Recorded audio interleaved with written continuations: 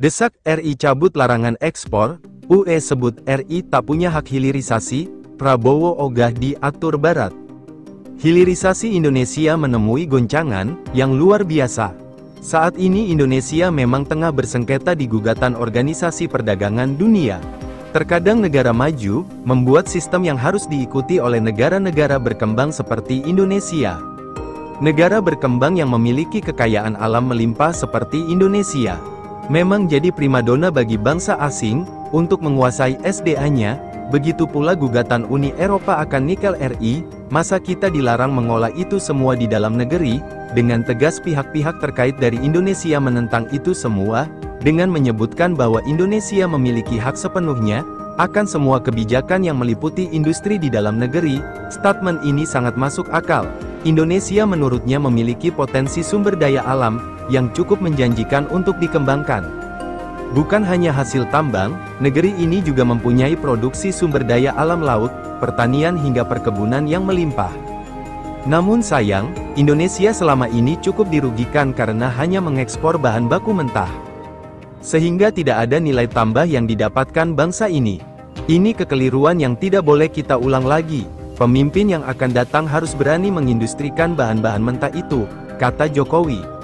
Anggota Uni Eropa termasuk negara-negara yang pernah menjajah RI di masa lampau. Oleh sebab itu, sikap yang dilakukan Uni Eropa tersebut hampir mirip seperti apa yang dilakukan VOC di masa penjajahan Belanda di Indonesia. Sekarang kejadiannya juga berulang lagi, di mana Indonesia diberi anugerah oleh Tuhan, melimpahnya nikel di bumi Indonesia, terutama di Sulawesi dan di Maluku Utara, di Papua yang merupakan komoditas yang baik untuk masa depan. Seperti diketahui, saat ini Indonesia sedang bersengketa hukum dengan Uni Eropa di WTO.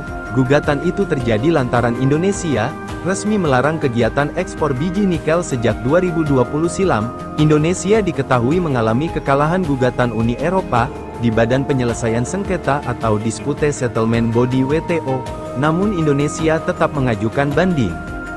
Dan perlu diingat untuk situasi bahaya atau tidak, jelas kita berada dalam situasi yang tak menguntungkan di WTO, namun tenang, pemerintah kita tahu apa yang mesti mereka lakukan, dan sengketa hukum seperti ini wajib dituntaskan, agar tidak memberi pengaruh buruk atau sentimen negatif pada iklim investasi dalam negeri, terutama pada sektor industri. Mari kita doakan untuk kemajuan bangsa ini. Yang luar biasa. Saat ini Indonesia memang tengah bersengketa di gugatan Organisasi Perdagangan Dunia. Terkadang negara maju, membuat sistem yang harus diikuti oleh negara-negara berkembang seperti Indonesia.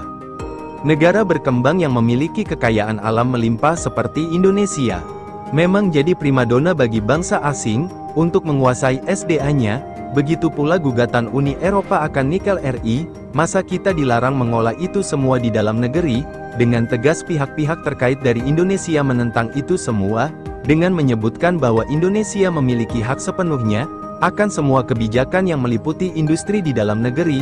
Statement ini sangat masuk akal. Indonesia menurutnya memiliki potensi sumber daya alam, yang cukup menjanjikan untuk dikembangkan. Bukan hanya hasil tambang, negeri ini juga mempunyai produksi sumber daya alam laut, pertanian hingga perkebunan yang melimpah. Namun sayang, Indonesia selama ini cukup dirugikan karena hanya mengekspor bahan baku mentah. Sehingga tidak ada nilai tambah yang didapatkan bangsa ini. Ini kekeliruan yang tidak boleh kita ulang lagi. Pemimpin yang akan datang harus berani mengindustrikan bahan-bahan mentah itu, kata Jokowi. Anggota Uni Eropa termasuk negara-negara yang pernah menjajah RI di masa lampau.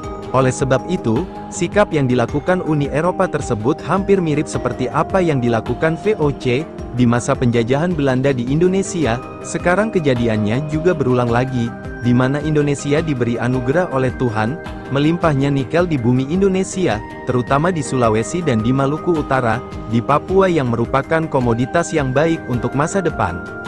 Seperti diketahui, saat ini Indonesia sedang bersengketa hukum dengan Uni Eropa di WTO.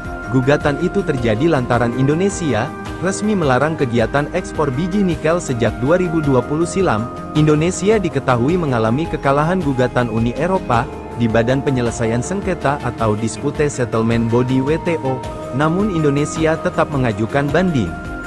Dan perlu diingat untuk situasi bahaya atau tidak, Jelas kita berada dalam situasi yang tak menguntungkan di WTO, namun tenang, pemerintah kita tahu apa yang mesti mereka lakukan, dan sengketa hukum seperti ini wajib dituntaskan, agar tidak memberi pengaruh buruk atau sentimen negatif pada iklim investasi dalam negeri, terutama pada sektor industri. Mari kita doakan untuk kemajuan bangsa ini.